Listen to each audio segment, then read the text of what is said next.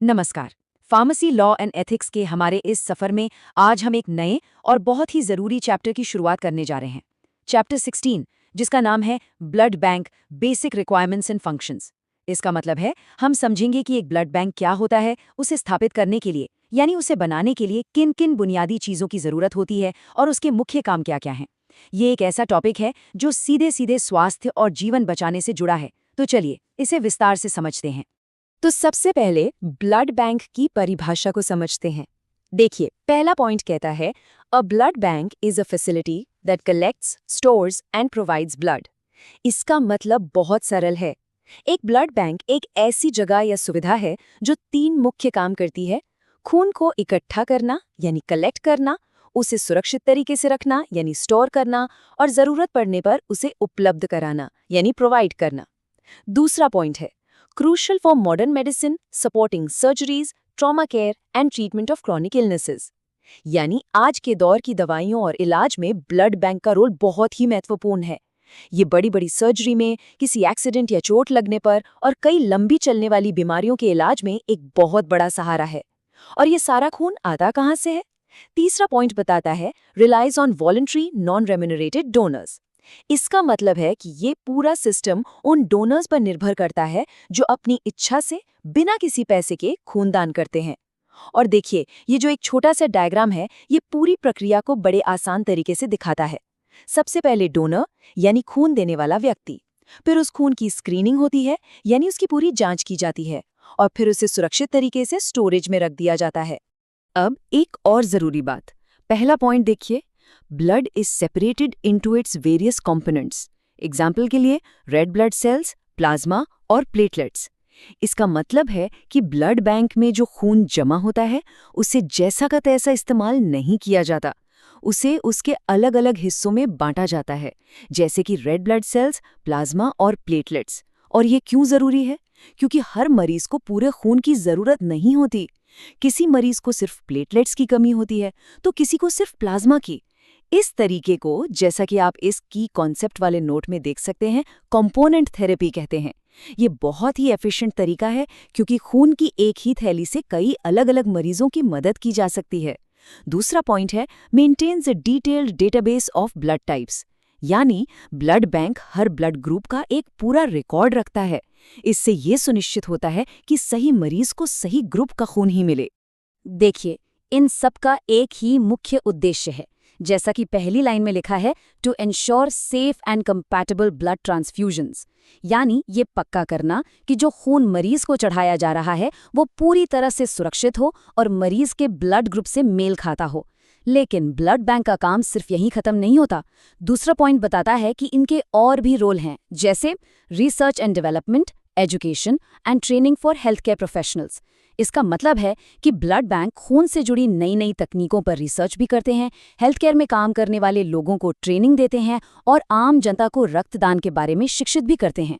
तो अगर हम संक्षेप में देखें तो ब्लड बैंक खून जमा करते हैं, उसे प्रोसेस करते हैं, मरीज से मैच करते हैं, रिसर्च करते हैं और लोगों को जागरूक भी करते हैं।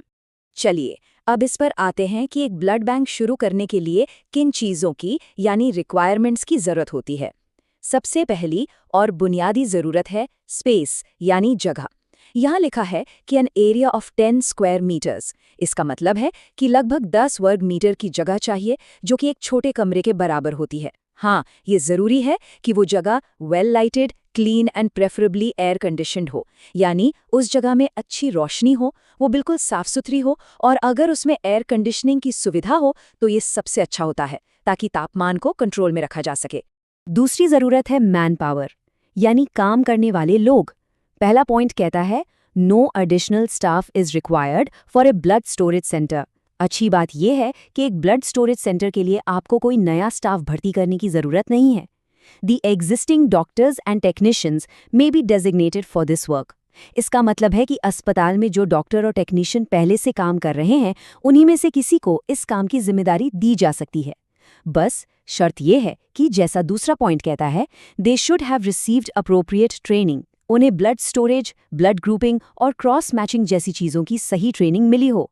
और आखिर में, the designated medical officer shall be responsible for the operation of the storage centre. मतलब जिस भी मेडिकल ऑफिसर को ये जिम्मेदारी दी जाएगी वही पूरे स्टोरेज सेंटर को चलाने के लिए जवाबदेह होगा। तीसरी और चौथी ज़रूरतें हैं बिजली और उपकरण। सबसे पहले इलेक्ट्रिसिटी। यहाँ लिखा है a 24 hour electricity supply with a backup generator. ये तो बहुत ही जाहिर सी बात है। खून को सही तापमान पर रखने के लिए 24 घंटे बिजली की सप्लाई होना बेहद ज़रूरी है, और अगर कभी बिजली चली जाए तो उसके लिए एक बैकअप जनरेटर भी होना ही चाहिए। चौथी ज़रूरत है equipment. Appropriate equipment for blood storage and testing is necessary, यानी खून को स्टोर करने और उसकी जांच करने के लिए जो भी ज़रूरी उपकरण होते हैं वो सब होने चाहिए। अब इन चारों रिक्वायरमेंट्स को याद रखने के लिए एक बहुत ही आसान तरीका है। आप इस स्टिकी नोट को देखिए, इसमें लिखा है SMEE। S से स्पेस, M से मैन पावर, E से इलेक्ट्रिसिटी और दूसरे E से इक्विपमेंट। एग्जाम के नज़रिए से ये शॉर्टकट याद रखने में बहुत मदद करेगा। रिक्वायरमेंट समझने के बाद अब हम बात करते हैं ब्लड बैंक के फंक्शंस यानी उसके कामों की। The primary function of a blood bank is to collect, process, test, store and provide blood products.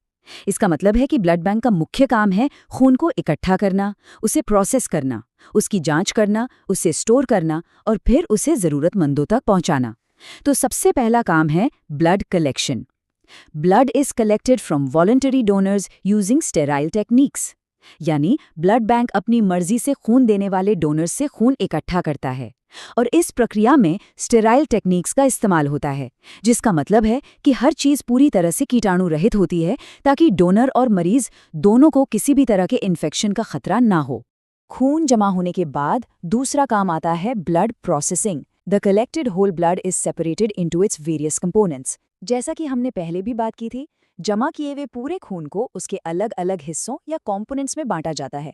आप इस डायग्राम में देख सकते हैं कि कैसे होल ब्लड से रेड ब्लड सेल्स, प्लाज्मा और प्लेटलेट्स को अलग किया जा रहा है। इसके बाद आता है सबसे ज़रूरी काम, जो है blood testing. All donated blood is tested for transfusion transmissible infections like HIV, hepatitis B, hepatitis C and syphilis. ये एक बहुत ही क्रिटिकल स्टेप है। दान में मिले हर यूनिट खून की बहुत गंभीरता से जांच की जाती है। ये देखा जाता है कि उसमें HIV, hepatitis B, hepatitis C या सिफिलिस जैसी कोई बीमारी तो नहीं है जो खून चढ़ाने से फैल सकती है। ये सुरक्षा के लिए सबसे अहम कदम है। जांच पूरी होने के बाद चौथा काम है blood storage. Blood components are stored at appropriate temperatures to maintain their viability and efficacy. इसका मतलब है कि खून के जो अलग अलग हिस्से हैं उन्हें सही तापमान पर स्टोर किया जाता है। ऐसा इसलिए करते हैं ताकि वो खराब ना हो और जब किसी मरीज को दिए जाएं तो वो अपना काम सही से कर सकें।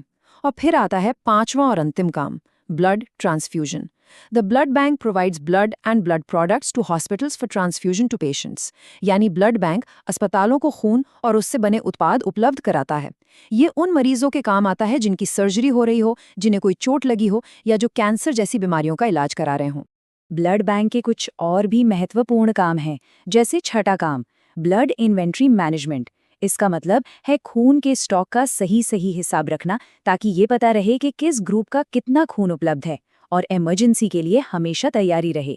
सातवां काम है डोनर रिक्रूटमेंट एंड रिटेंशन, यानी नए लोगों को रक्तदान के लिए प्रेरित करना और जो लोग पहले से रक्तदान कर रहे हैं उन्हें नियमित रूप से ऐसा करने के लिए प्रोत्साहित करना। और आठवां काम है रिसर्च एंड डेवलपमेंट, यानी इलाज के तरीकों को और बेहतर बनाने के लिए रिसर्च करना। अब इस पूरी प्रक्रिया को समझने के लिए आप इस रिमेंबर द फ्लो वाले नोट को देखिए। ये सब कुछ बहुत आसानी से समझाता है। सबसे पहले ब्लड कलेक्ट होता है, फिर उसे प्रोसेस किया जाता है, फिर उसकी टेस्टिंग होती है, उसके बाद उसे स्टोर किया जाता है और आखिर में ट्रांसफ्यूज यानी मरीज को चढ़ाया जाता है। तो ये था ब्लड बैंक की बुनियादी ज़रूरतों और उसके कामों का पूरा ब्यौरा। ये समझना ज़रूरी है कि ब्लड बैंक सिर्फ एक सुविधा नहीं है, बल्कि एक ऐसा सिस्टम है जो हर रोज़, हर पल अनगिनत जिंदगियां बचाने का काम करता है।